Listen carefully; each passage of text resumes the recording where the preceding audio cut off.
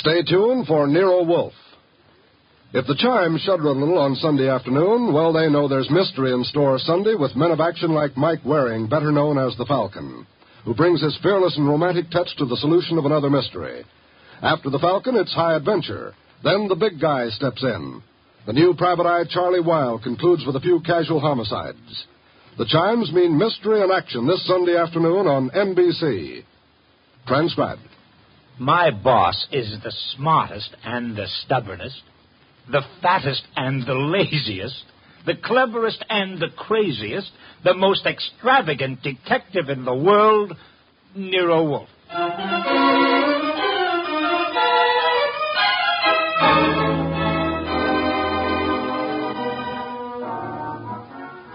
It's the adventure of Stamped for Murder, with that brilliant, eccentric private detective, orchid fancier, and gargantuan gourmet, Nero Wolfe, starring Sidney Greenstreet.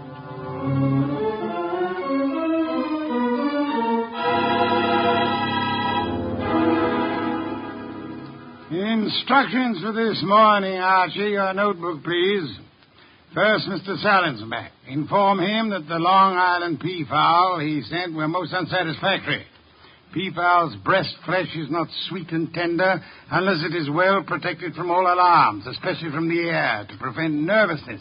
Long Island is full of airplanes. Look, Mr. Wolfe, I shall want a dozen chickens that have been raised on blueberries and a fresh-killed lamb for tomorrow. Mr. Wolfe, please listen. There's... Mr. Goodwin, be quiet, and then dinner on the following day becomes a problem. Mr. Wolfe, dinner any day is going to be a problem if we don't pay Sausenbach's bill. Then pay it. With what? The bank account's empty. Ridiculous. There were $4,000 yesterday. But you bought that shipment of orchid bulbs from Weinhold Gluckner. Mr. Wolfe, we need money. You've got to stop eating and drinking beer long enough to earn some. Phew, you're an alarmist. Will you, for the love of heaven, stop turning down clients and turn an honest dollar? I've got a couple of prospects right outside the door. Send them away. No, sir. Send them away. Tell them I've gone to Egypt. Nothing doing, sir. Confound you, Archie. Obey orders. Send them away. Miss Kent, Mr. Rodman, come in, please. Thank you. Confound you, Archie. You're mutinous. Yes, sir, and you're stuck with it. This is Miss Gloria Kent and Mr. Rodman. They arrived as advertised with a pressing problem. Good morning. You people are here by sufferance only. I shall speak to Mr. Goodwin about it later. Yes, indeed. I don't like pressing problems, Miss Kent. What are yours? My father. Indeed, I'm not a court of domestic relations, Miss Kent. What did your father do? Beat you? Withhold your earnings? Discourage your suitors? Mr. Goodwin should have informed you this office does not undertake cases involving marital or family problems. But that's not... If Mr. Goodwin had not been beguiled by your pretty face, he might have warned you and avoided this embarrassment to you and annoyance to me. Now, take it easy. How many times have I told you you don't know how to handle women? Then suppose you let Miss Kent handle me. Well, it's simply this, Mr. Wolfe. I had some money my mother left me. My father's just spent it without my permission. I want it back without a scandal. Thanks, Miss Kent. How much? How spent? $10,000. Father bought a treasure map. Indeed, from whom? A pair of swindlers named Cross and Halleck. They've driven him crazy, talking about fortune salvaged from the SS this and the SS that. He's got a map and old letters he studies. He's childish. Many fortunes have been recovered. Many more await on the sea bottom. How do you know your father has been duped? Well, I know. You do, Mr. Rodman. Yes. Cross and Halleck bought some old letters from me, written by my grandfather from Hawaii. They used them to manufacture the map and evidence. And that's what they sold to Kent. Father thought he was being so clever. He had the paper analyzed. Of course, the document research laboratory said the letters were genuine. They were. But something new had been added. I'd have never known if Mr. Rodman hadn't told me. You're a party to the swindle, Mr. Rodman? I was not. I never knew what they were up to. Mr. Wolfe, you've got to help me. I can't do anything with Father. I can't convince him.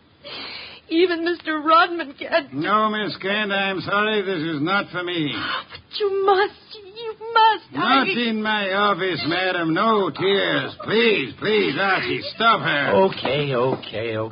Archie, when Miss Kent has finished her disgraceful exhibition, show them out.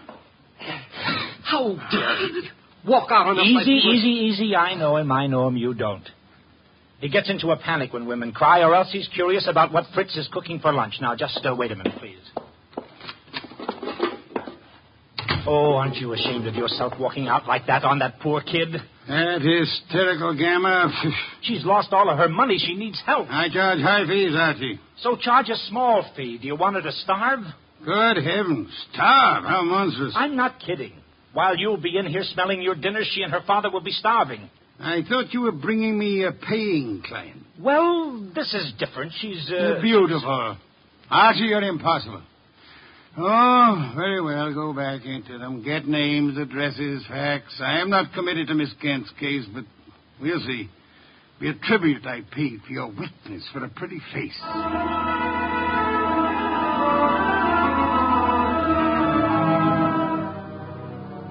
Rodman and Gloria Kent were gone, however. So all I had were the few facts they'd given me before they met Wolfe. I felt guilty about that when he came back into the office and sat down in his specially built chair. He closed his eyes, and I glared at him. Well, how much of you is awake? Mr. Wolfe. Well, they disappeared. Did you tell me you were going to help this girl just to get her out of the office, or did you mean it? You're a gadfly. No, sir. No, sir. You made a promise, and you're stuck with it. What did you get from Rodman? Name, address, occupation. He's a librarian, that's all. Very careless, Archie. You missed a significant point. Such as, How did Rodman discover the letters he sold were being altered by forgery and used for swindle? How did he locate the dupe, Mr. Kent? I guess you're right. I'll ask him next time. But what about now? Are you going to get Gloria's money back? I assume you call Miss Kent Gloria solely in order to annoy me. It does. Stop it. Get Cross and Halleck. On my way. You'll find them at the Hotel Bogart. Wrong, sir. According to my notes, their address is... Never mind their address. The Hotel Bogart is the headquarters for successful, confident tricksters. They celebrate their victories there while the money lasts. You will possibly find Cross and Halleck drinking whiskey or lunching, probably both.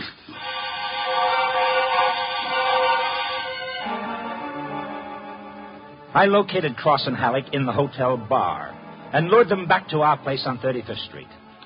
Wolfe was sitting behind his desk with his hands crossed on his impressive middle, at peace with his lunch and the world when I ushered them in. He sat bolt upright and scorched me with a look. Good afternoon, Mr. Wolfe. The tall one's name is Cross, the short one is Halleck.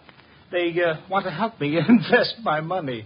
Gentlemen, Mr. Nero Wolfe. What? Who? Nero Wolfe. Hey, what is this? Confound you, Archie. How drunk are they? Not too drunk for business. Let's get out of here. Come on. Wait a minute. You want me to keep him here, Mr. Wolfe? Not by violence, Archie. Come back here, gentlemen. Unless you want 7 years in the state penitentiary. This what? You got nothing on us, Wolf, nothing. I have the Kent case. The Kent? That's a laugh. We're sitting pretty. You are not, sir. You imagine you possess legal immunity. Mr. Kent believes you are grotesque balderdash and will not sue for fraud. Miss Kent cannot sue because she is reluctant to accuse her father of wrongfully obtaining her money. Ergo, you think you are invulnerable. Now, listen. But you forget me. I'm a detective with a fee to earn. A big fee. Quiet, Archie. I am determined to get that fee. Therefore, as Miss Kent's agent, I can and will bring action against you. I'm indifferent to her tears or her father's disgrace. I'm indifferent to anything outside of money. You will return the $10,000 to me at once, sir, or you will be in jail by morning. You mean that? I do, Mr. Cross. Halleck. Yeah? Come here.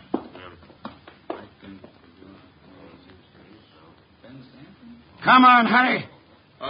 Okay. Here, Mr. Wolfe. Halleck and I have decided we don't want to get in any trouble with you. Here's your $10,000. Let's have it. Give the dough to Kent, Mr. Wolfe, and get the letters and map back for us. You've got a reputation for being tricky, but honest. We trust you. Come on, Halleck, let's go. Well, how about that? Preposterous. No, sir. Take a look. $10,000, genuine coin of the realm. That man Cross is a fool. Does he imagine I'm to be fooled so easily? What do you mean he left the money? He surrendered too quickly, Archie. Too easily. And that money in the envelope he was carrying all ready to refund. Why? Well, maybe he's got a better sucker.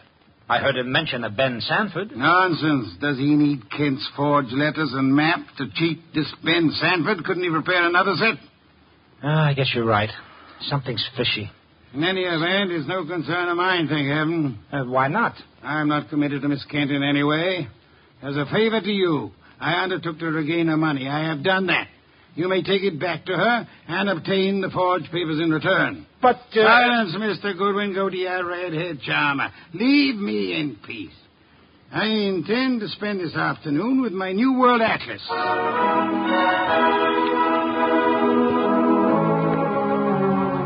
I left him 3,000 miles up the Amazon with his magnifying glass and drove up to East 69th Street.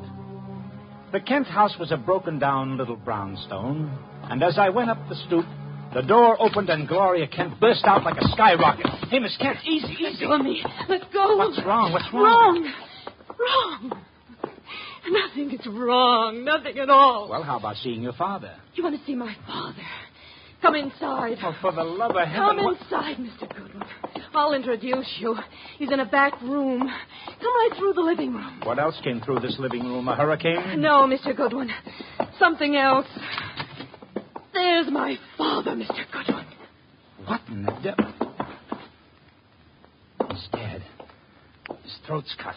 Father, this is Archie Goodwin from Nero Wolfe's office. He and his boss refused to help while they could. Maybe he can help you now. Stop it. All I'm good for now is revenge, that's all. Stop it and look at me. When did it happen? I don't know. When did you find him? Just now. Keep looking at me. Who went through this house like a hurricane? You? No. Where did you go after you left the office? To the laboratory. What lab? Document research. The place that checked the map. How long were you there? Until an hour ago. I was with Mr. Rodman. Keep looking at me. And then? I had lunch. With Rodman? Alone. And then I came home. All right. Now listen to me. I want you to go to Mr. Wolfe's house right now. Have you got cab fare? Yes. All right, take a cab. I've got to stay here, but I'll call Mr. Wolfe and tell him you're on the way. Now get.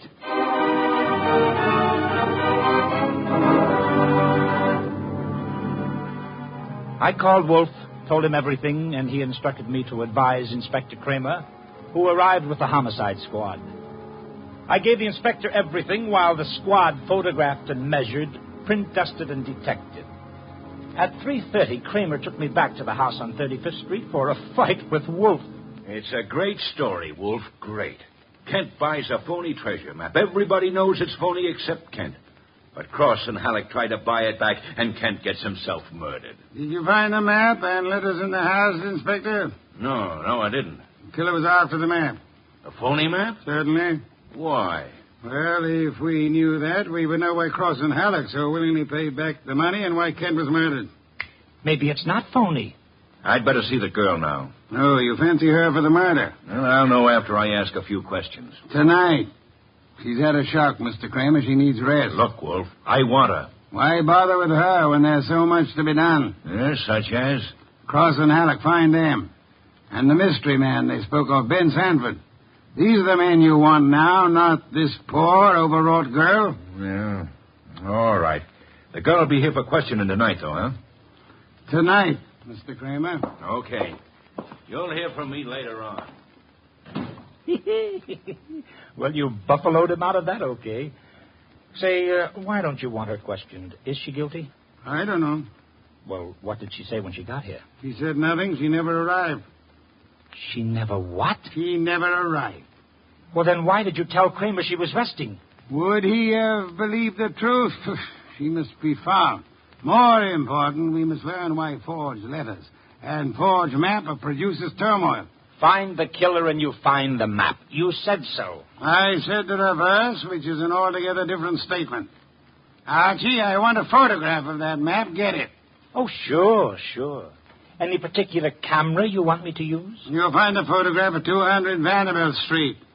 Are you kidding? The lab cannot check the authenticity of old papers without photographing them in ultraviolet light, infrared light, and so on. If this document research lab has examined those papers, they will have photographs. Get them.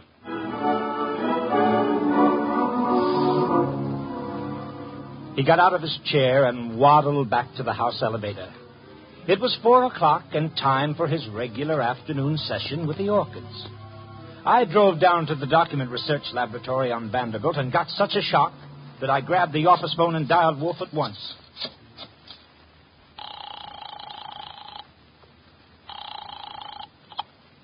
Nero Wolfe. Mr. Wolfe, Archie here. What's the matter? You lost? No, sir. No, sir, but I found something. Photographs? No, Mr. Wolfe, I don't think you'll ever see any photographs of the Kent map. I don't think any were taken. Indeed. But guess who runs the document research laboratory? No. Don't guess. You probably know. A man named Ben Sanford, and he's sitting right here looking at me. Bring him home with you. Home? But it's 4 p.m. This is the sacred hour when you pray over your orchids. Then Mr. Sanford can join the ceremony.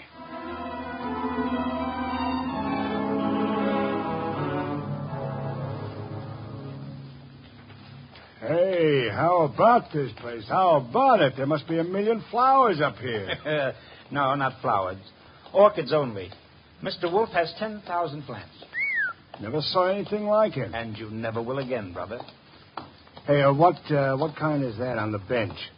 Oh, that's our pride and joy. Odontoglossum harryanum. Above them, the Van Petersirana, and the pink ones are the Coelogiani panduratas. Now, the large object mulching flower pots is Nero Wolfe. Mr. Wolfe, Ben Sanford. Good afternoon, sir. Hi. I came along to be obliging. I've got nothing to say about anything.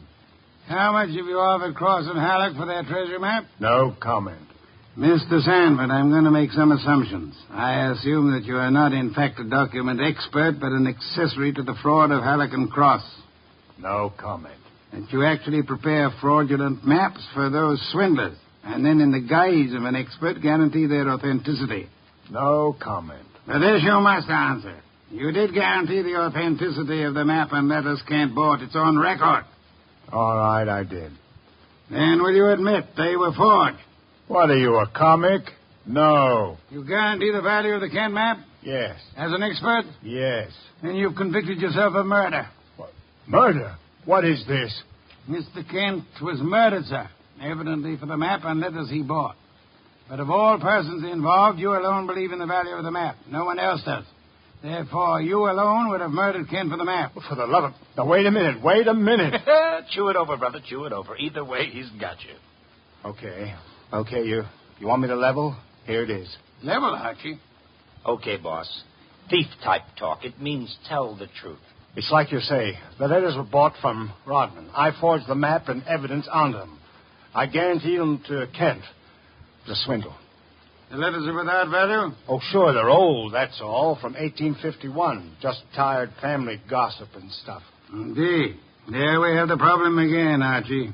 Mr. Kent is swindled with a map and letters that are known to be worthless. He alone believes the fantasy of the treasure. There isn't any treasure, never was. Yet Cross and Halleck refunded the swindle money so eagerly. It is obvious they want those worthless documents back badly. Someone else wants them so bad he murders Mr. Kent. Why? I don't know. Archie, we must find the girl. There's a chance she turned to Mr. Rodman for refuge. I'm sorry, you'll have to go there at once. If the girl isn't there, bring Rodman.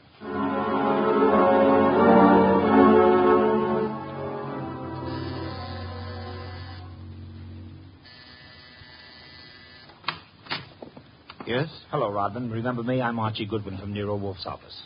Oh, yes, of course. I came to get Gloria Kent. There's been a change in plans. Tell her to come out, please. Gloria? Well, she's not here. Why should she be? Haven't you heard? Heard what? Well, I guess you'd better come down and see Wolfe. Mr. Goodwin, I'm afraid I can't. I'm rather busy. Look, Rodman, maybe you ought to know. Old man Kent was murdered. What? Yes, just after you and Gloria left us. Kent murdered? Well, this is awful, Mr. Goodwin. You want to see Mr. Wolfe now? Get your hat. Murder? Well, believe me, I never wanted this.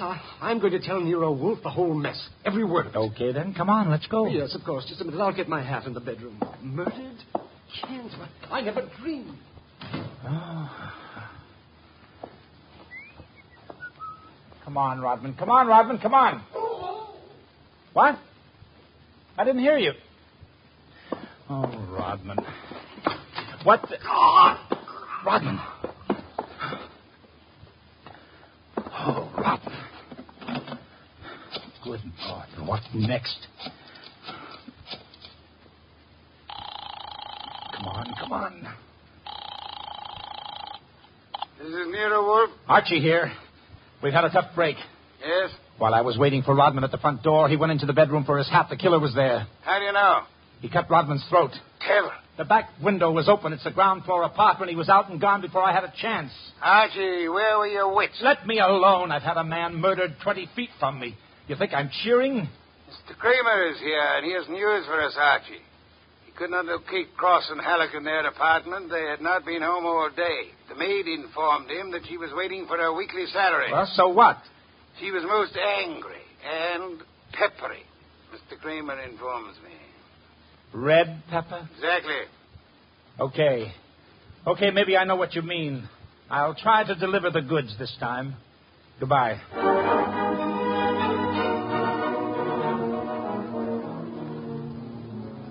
I drove down to the apartment house on Gramercy Square where Cross and Halleck lived, took the elevator up to the 10th floor, found the right door, and slipped in with a pass key.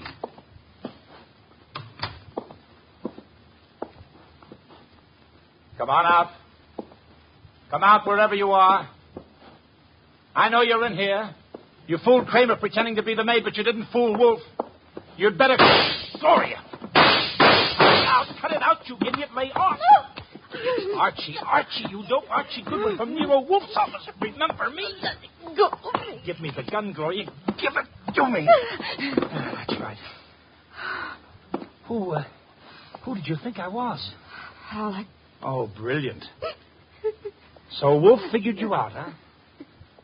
Well, you are a brave girl. They killed your father. You came up here and waited for them. You were going to kill them right back, huh? Oh, that red-headed temper. And you bluffed Kramer into thinking you were the maid. I had to do something. It was the only thing I could think of. To come here and kill him. Well, you're coming home with Archie. And just remember one thing. When Wolfe's working for you, don't try to do any thinking. It only gets in Wolfe's way.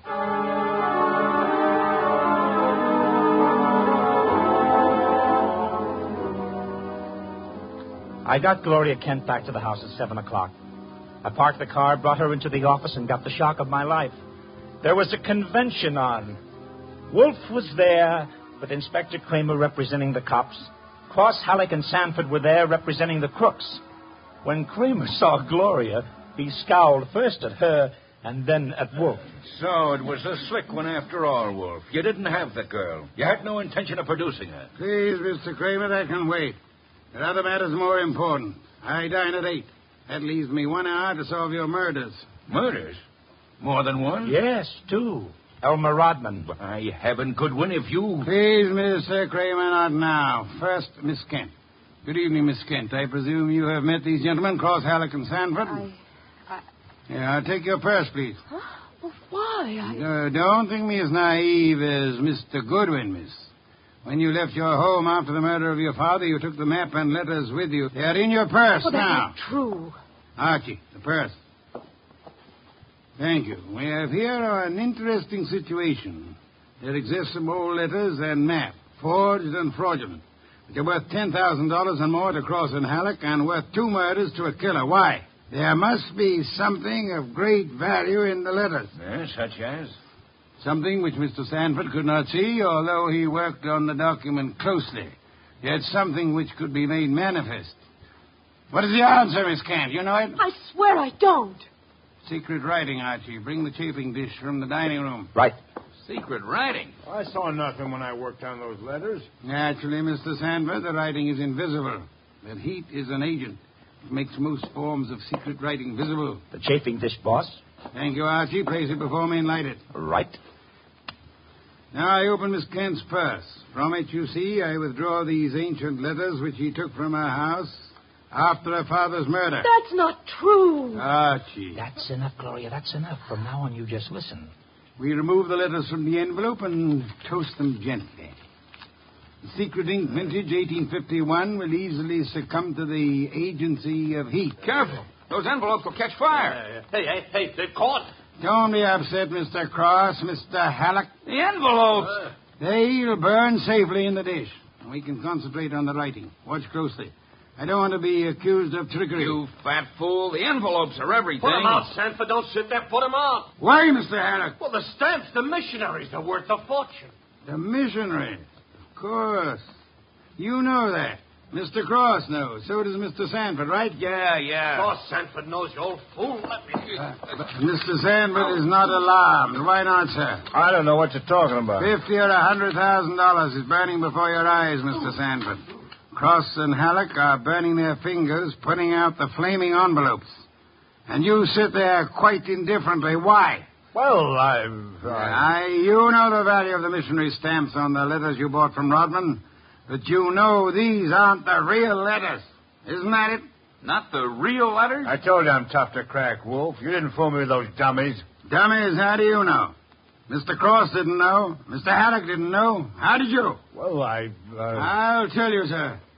Only one man could know I was framing Miss Kent as a decoy. Only one man could know I prepared these dummy letters and pretended to take them from her purse. And that is the killer. The man who murdered her father and stole the map and letters this morning. You, sir, Mr. Sanford. Well, I'll be... Mr. Kramer, there's your killer. You'll find the missing map and letters on him or concealed in his home or office. You won't need the evidence anyway. Look at his face. He's self-confessed. Self-confessed like fun. He was booby-trapped.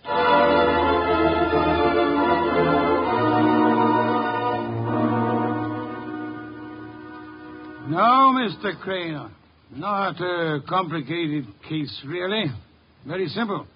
Elmer Rodman sold a packet of old family letters to the swindlers for a small sum. They used the letters to perpetrate their fraud on Miss Kent's father. And the stamps on the letters were valuable? They were a special Hawaiian issue 1851, Miss Kent. Nicknamed missionaries, because missionaries used them for writing home. They are extremely rare stamps worth upward of $25,000 each. Hey, no wonder they were worth 2 murders. We found 5 of them on Sanford. Excellent. Somewhere or other, Rodman discovered the value of the stamps after he sold the letters. In his effort to get them back, he communicated his discovery to the swindlers, Cross, Halleck, and Sanford. So that's why they refunded the money so fast. Precisely, in an effort to have the sale rescinded. Rodman sought out Kent and tried to convince him of the fraud. Alas, he would not listen to the truth, Mr. Kramer. Oh, I get it. And while the others were hassling around, Sanford tried to steal a march and quietly resorted to murder. There you have it. Ha-ha! Great job, boss, great job. So Gloria not only gets her $10,000 back, but 5 times 25, which is about $125,000 worth of goodies. Now, figuring your rates by the hour, that means you've done a gratis job worth about... Yes, Ken. I did not, nor will I demand a large fee for what I have done. I will not go back on my word. But I can beg for a favor.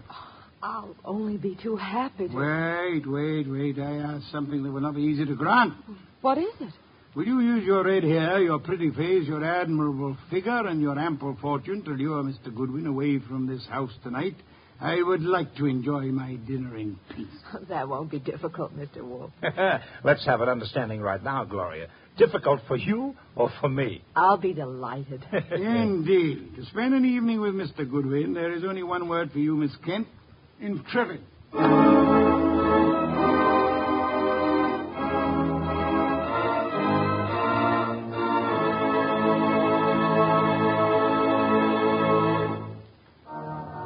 You have been listening to The New Adventures of Nero Wolfe, starring Sidney Greenstreet.